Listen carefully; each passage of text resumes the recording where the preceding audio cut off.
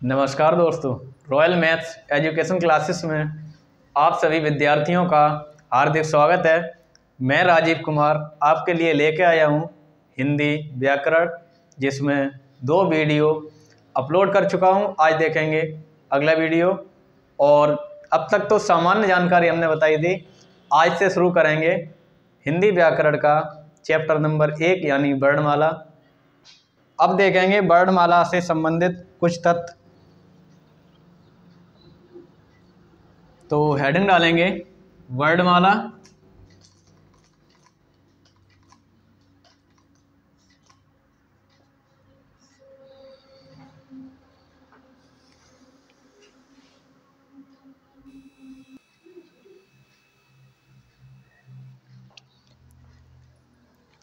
अब देखेंगे वर्णमाला। वर्णमाला जो है वह 2 शब्दों से चलती है। पहला शब्द होता है स्वर, स्वर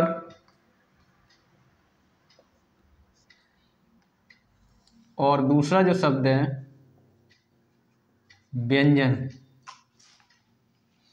वर्णमाला है स्वर और व्यंजन, इनसे ही वर्णमाला आगे बनी हुई है। अब स्वर देखेंगे कि स्वर क्या हैं, कितने होते हैं ये। तो स्वर देखेंगे यानी हेडिंग डालेंगे स्वर।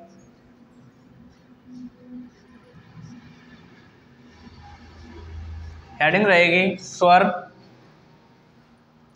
स्वर में लिखेंगे वे वर्ण जो किसी अन्य वर्ण की सहायता नहीं लेते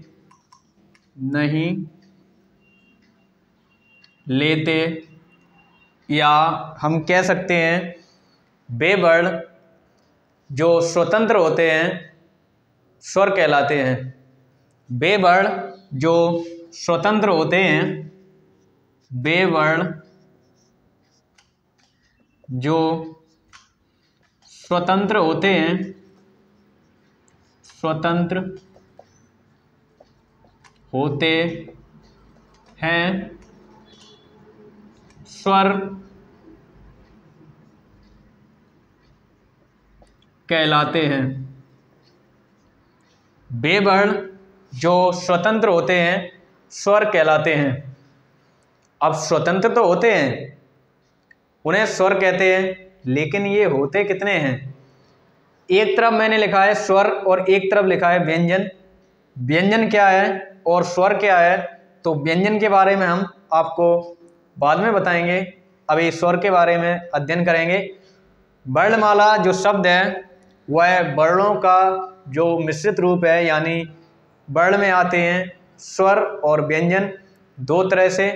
अब स्वर किसे कहते हैं, तो वे वर्ण जो किसी अन्य वर्ण की सहायता नहीं लेते हैं या वे वर्ण जो स्वतंत्र होते हैं स्वर कहलाते हैं। जैसे मैंने इससे पहले जो वीडियो अपलोड किया था उसमें बताया था, मात्रा की या भाषा की वह सबसे छोटी इकाई वर्ण कहलाती है, और उन्हीं वर्णों का जो समूह है, यानी उन्हीं वर्णों का जो मेल है या योग है, उनसे ही वर्णमाला बनी हुई है। तो पहली हमने हेडिंग लिखाई है स्वर। वे वर्ण जो स्वतंत्र होते हैं स्वर कहलाते हैं। अब सवाल ये आया कि सर स्वर कितने होते हैं। वर्णमाला में तो 52 अक्षर होते हैं। वर्णमाला के जो अक्षर होते हैं ये 52 होते हैं। वर्णमाला में 52 अक्षर होते हैं। इन 52 अक्षरों में स्वर कितने होते हैं और व्यंजन कितने होते हैं। तो स्वर के बारे में देखेंगे कि स्वर जो होते हैं वह 11 होते हैं। जैसे अभी हम कहते हैं कि स्वर कितने होते हैं, हिंदी भाषा में स्वरों की संख्या होती है। तो जैसे लिख दिया जाए 10, 9, 11 और 13, तो आंसर हमेशा 11 पर टिक करेंगे। ना ही 10 होते हैं, ना ही 9 होते हैं, और ना ही 13 होते हैं। अब ये 11 होते कौन कौन से हैं, तो लिखेंगे स्वरों की जो संख्या होती है, छोटा आ, बड़ा आ, छोटी ई, बड़ी ई, ऋषि, ए, आई, ओ, औ। स्वरों की जो संख्या होती है वह 11 होती है। कह सकते हैं स्वरों की संख्या हिंदी में 11 मानी जाती है। स्वरों की संख्या 11 होती है।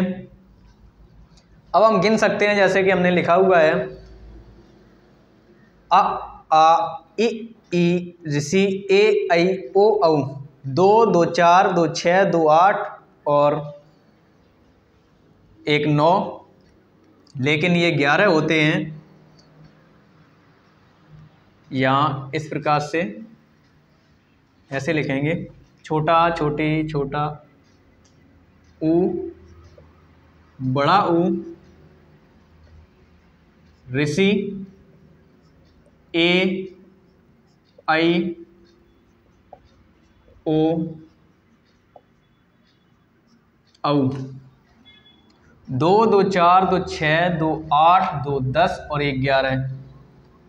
11 के अलावा कोई भी जो वर्ण है वह स्वर नहीं होता है।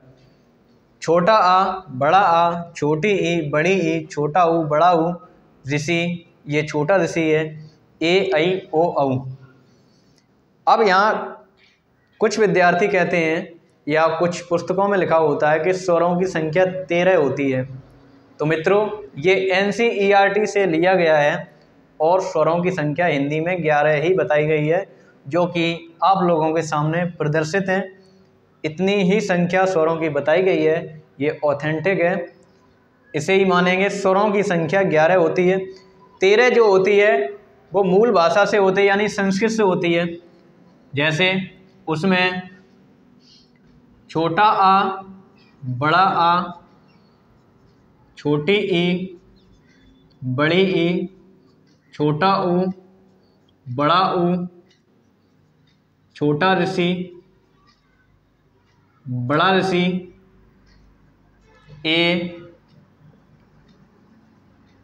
छोटा ऋषि, बड़ा ऋषि, लरी, ए, आई, ओ, औ। अतः हम गिन सकते हैं कि इनकी जो संख्या है वह 13 है। 1, 2, 3, 4, 5, 6, 7, 8, 9, 10, 11, 12 और 13। ये 13 जो स्वर होते हैं ये संस्कृत भाषा में होते हैं, ना कि हिंदी में होते हैं। तो ये हिंदी में नहीं होते हैं, ये संस्कृत भाषा से हैं। लेकिन सवाल यहाँ है कि अंग और आहा भी होते हैं, लेकिन अंग आहा होते जरूर हैं, लेकिन वो स्वर नहीं होते हैं। अंग और आहा जो होते हैं वह स्वर ना होकर के ये अयोग वाह होते हैं। अयोग वाह। अयोग वाह की संख्या जो होती है 2 होती है। अयोग वाह की संख्या हिंदी में 2 होती है, यानी कौन कौन से? अंग और आहा। तो जो अंग और आहा होते हैं ये स्वर नहीं होते हैं, ये अयोग वाह होते हैं। अब यहाँ पर जो शब्द लिखा हुआ है अयोग वाह, इसका विच्छेद बताए दे रहा हूँ। आ प्लस योग प्लस वाह। आ प्लस योग प्लस वाह से मिलकर के शब्द बनता है अयोग वाह। अब इसका मतलब क्या है? आ का मतलब होता है नहीं, योग का मतलब है जोड़ना, बा का मतलब बहन होने वाले, यानी व्यंजन में बहन नहीं होने वाले शब्द ही अयोग बा कहलाते हैं। जो व्यंजन हैं उनमें बहन यानी उनमें नहीं मिलते हैं ये दो शब्द जो अंग और आहा होते हैं, ये व्यंजन में मित्रों इनका प्रयोग नहीं होता है। जब भी कोई होगा तो हमेशा स्वर की सहायता से ही होंगे। अब जैसे हम लिखते हैं कंकड़, कंकड़। अब इसमें सर आपने बताया कि व्यंजन में ये सम्मिलित नहीं होते हैं, व्यंजन में नहीं लगते हैं, व्यंजन के जो वर्ण हैं क ख ग घ उनमें ये नहीं लगते हैं, लेकिन कंकड़ में तो ये लगा हुआ है। तो कंकड़ में का प्लस अंग प्लस का प्लस आ प्लस अण, ये कंकड़ में जो का है उसमें अंग छुपा हुआ है। अंग अपने आप में एक वर्ण है, ना कि का पर बिंदु लगी हुई है। का पर बिंदु नहीं लगी हुई है, ये अपने आप में एक वर्ण है जो अंग यानी अंग को दर्शाता है, यानी अयोग बा। तो अभी हमने बताया कि जो स्वर होते हैं वह 11 होते हैं, कौन कौन से होते हैं ये भी लिख दिया है हमने। और जो अंग और आ होते हैं ये होते हैं अयोग बा, अयोग वाह, अंग और आहा अयोग वाह होते हैं। आप लोग नोट कर लें या स्क्रीनशॉट ले लें। अब देखेंगे इसके आगे, स्वरों की संख्या 11 होती है। लिखना चाहो तो यहाँ लिख भी सकते हैं। मूल भाषा में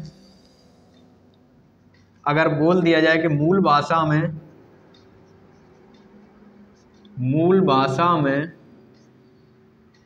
इनकी संख्या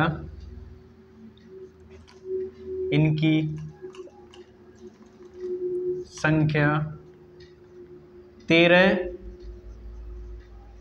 मानी गई है, 13 मानी गई है। ये मूल भाषा कौन सी है? ये संस्कृत भाषा। संस्कृत भाषा जो है वह मूल भाषा है। संस्कृत भाषा में स्वरों की संख्या 13 मानी गई है, जबकि हिंदी भाषा में स्वरों की संख्या 11 मानी गई है। और 13 कौन कौन से ये लिखे हुए हैं एक साइड में। अब इसके बाद देखेंगे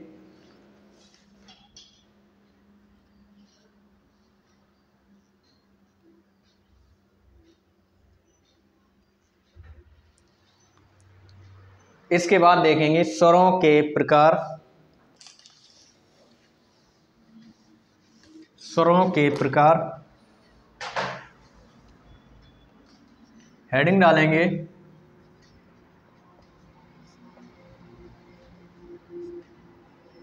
स्वरों के प्रकार। अब स्वरों के प्रकार कितने होते हैं? तो पहला लिखेंगे मात्रा या उच्चारण में लगने वाले समय के आधार पर। ए नंबर, मात्रा या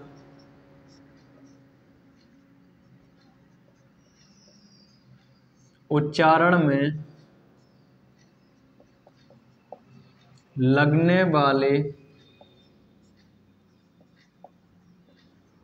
समय के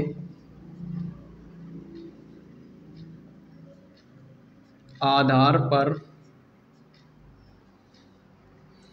मात्रा या उच्चारण में लगने वाले समय के आधार पर जो स्वर हैं वह 3 प्रकार के होते हैं। पहले हमने बताया स्वरों के प्रकार, तो पहला प्रकार बता रहे हैं मात्रा या उच्चारण में लगने वाले समय के आधार पर। तो मात्रा या उच्चारण में लगने वाले समय के आधार पर स्वर 3 प्रकार के होते हैं। 3 प्रकार के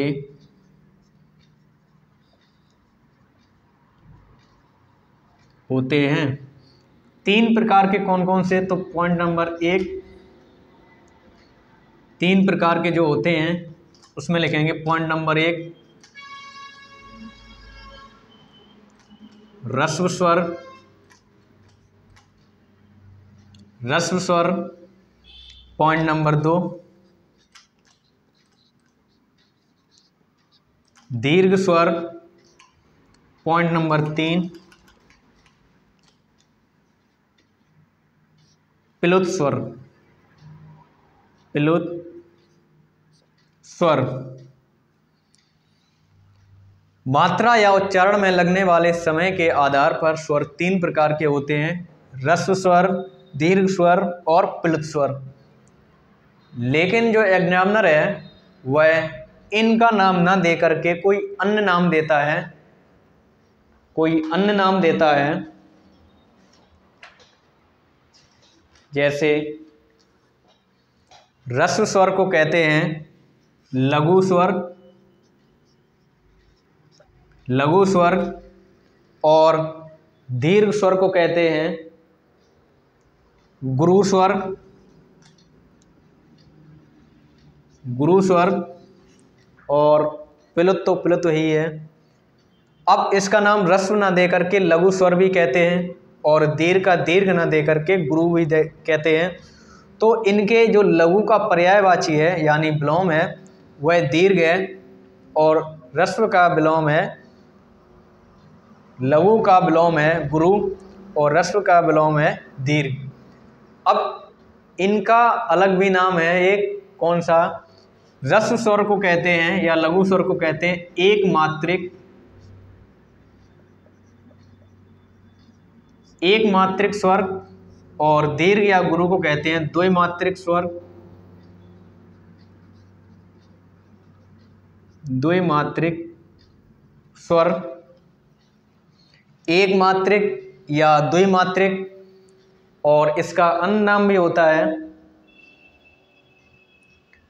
छोटा स्वर, छोटा भी कह लेते हैं, छोटा, और इसे कह देते हैं बड़ा, छोटा स्वर या बड़ा स्वर। एक और अन्य नाम होता है, जैसे कह देते हैं छोटा या बड़ा, और एक अन्य नाम होता है, इसे कह देते हैं मूल स्वर, मूल स्वर, और इसे कह देते हैं संधि स्वर, संधि स्वर।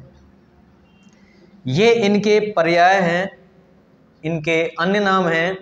मात्रा या उच्चारण में लगने वाले समय के आधार पर स्वर 3 प्रकार के होते हैं।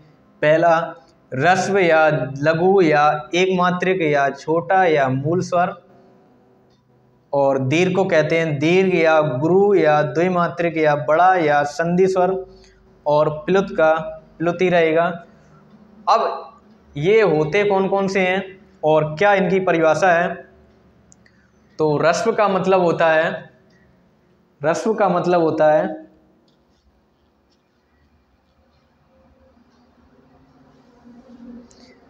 बेस्वर, बेस्वर जिनको जिनको उच्चारित, बेस्वर जिनको उच्चारित करने में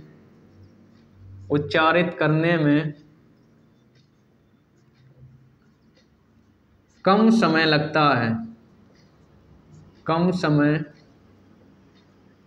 लगता है। बेस्वर जिनको उच्चारित करने में कम समय लगता है ह्रस्व स्वर कहलाते हैं। जैसे जैसे जैसे बेस्वर जिनको उच्चारित करने में कम समय लगता है ह्रस्व स्वर कहलाते हैं। जैसे छोटा आ, छोटी ई, छोटा ऊ, छोटा ऋषि। इन्हें बोलने में कम समय लगता है, जैसे अ, इ, उ, ऋषि। इस प्रकार के जो शब्द हैं वह ह्रस्व स्वर या लघु स्वर या एक मात्रिक स्वर या छोटा स्वर या मूल स्वर कहते हैं। अब इसी प्रकार से जो दीर्घ स्वर है, दीर्घ स्वर की परिभाषा क्या होगी, तो वे स्वर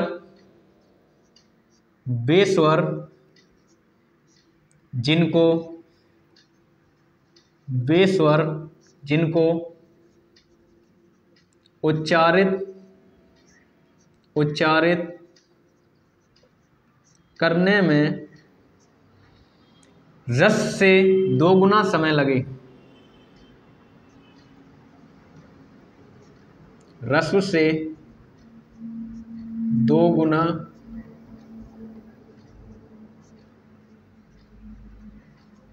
समय लगे, दीर्घ स्वर, गुरु स्वर, द्विमात्रिक स्वर, बड़ा स्वर या संधि स्वर कहते हैं।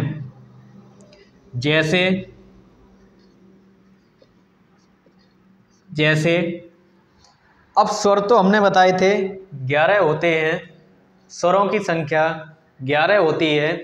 इसमें से 4 स्वर तो ह्रस्व स्वर हो गए, बाकी के जो बचे हुए हैं 11 4 यानी 7 स्वर जो बचे हुए हैं वह दीर्घ स्वर हैं। यानी दीर्घ स्वर में लिख सकते हैं, जैसे छोटा आ तो ह्रस्व स्वर हो गया, बड़ा आ हो गया दीर्घ स्वर, छोटी ई ह्रस्व स्वर हो गई और बड़ी ई दीर्घ स्वर, छोटा ऊ ह्रस्व स्वर, बड़ा ऊ दीर्घ स्वर, जैसे ह्रस्व स्वर ए, आई, ओ, औ। 1 2 3 4 5 6 7, तो ये दीर्घ स्वर यानी दीर्घ स्वरों की संख्या 7 होती है। अतः हम कह सकते हैं कि ह्रस्व स्वरों की संख्या ह्रस्व स्वरों की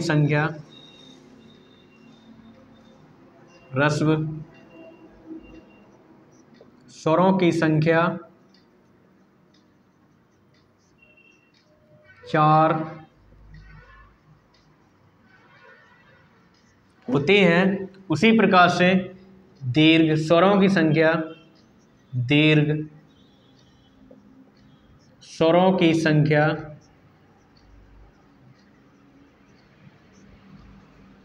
7 होती है, 7 होती है। अब यहाँ पर कुछ शब्द लिखे हुए हैं, जैसे रस, लघु, लघु का मतलब होता है छोटा, यानी ये छोटे स्वर हैं। एक मात्रिक, इनमें एक मात्रा का समय लगता है। छोटा मूल स्वर, यही मूल स्वर हैं, इन्हीं से ही ये बड़े स्वर बने हुए हैं। दीर्घ का मतलब 2 गुना समय लगना, गुरु का मतलब भी बड़ा होता है। इस प्रकार से संधि स्वर, संधि स्वर कभी कभी सवाल आ जाता है, संधि स्वर निम्न में से कौन से हैं, तो अगर इन 7 में से कोई एक स्वर है तो वो संधि स्वर होगा। संधि स्वर यानी बड़ा आ, बड़ी ई, बड़ा ऊ, ए, आई, ओ, औ, ये संधि स्वर कहलाते हैं। आगे संधि में इनका हम जिक्र करेंगे। और अगला लिखा हुआ है प्लुत स्वर। प्लुत स्वर का मतलब ये होता है जिन स्वरों को उच्चारित करने में, जिन स्वरों को उच्चारित करने में ह्रस्व स्वर से 3 गुना का समय लगता है। जिन स्वरों को उच्चारित करने में ह्रस्व स्वर से 3 गुना का समय लगता है उन्हें प्लुत स्वर कहते हैं। ये स्वर होते कौन से हैं? सर आपने तो बताया कि जो स्वर हैं वह 11 होते हैं और 11 ही स्वर आप लिख चुके हो। अब बचा कौन है? तो बचा मित्रों कोई नहीं है। जैसे बोलते हैं, जैसे बोला ओम, एक लंबी सांस लेते हुए ओम, तो ये जो हो गया ओम,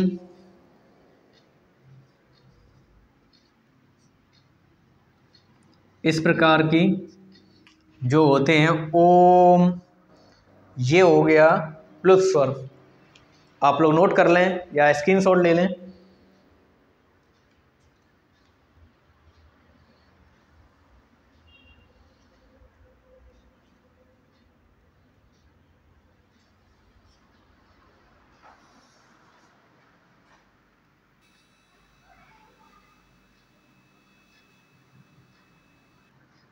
आप लोग नोट कर लें या स्क्रीनशॉट ले लें। अब सर आपने बताया है कि जो ह्रस्व स्वर हैं वह 4 होते हैं, दीर्घ स्वर हैं वह 7 होते हैं, तो प्लुत स्वरों की संख्या कितनी होती है? तो प्लुत स्वरों की संख्या लिखेंगे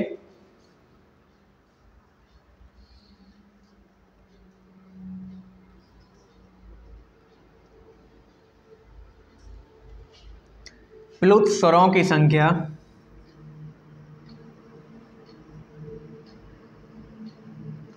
प्लुत स्वरों की संख्या 8 होती है। अब ये 8 कौन सी होती है? तो 7 तो ये दीर्घ स्वर हो गए और एक छोटा आ जाता है, जैसे बोलते हैं ओम। तो ये जो होती है स्वरों की संख्या ये 8 हो जाती है। और जो मूल भाषा में स्वरों की संख्या इनकी 9 मानी गई है, यहाँ लिख सकते हैं मूल भाषा में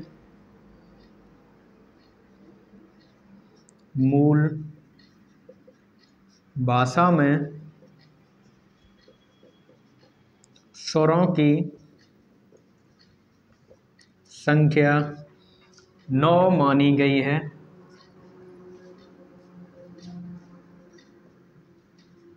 मूल भाषा कौन सी? ये संस्कृत भाषा की बात हो रही है। संस्कृत भाषा को मूल भाषा कहते हैं और संस्कृत भाषा में जो स्वरों की संख्या है उन्हें 9 माना गया है, यानी प्लुत स्वरों की संख्या को 9 माना गया है।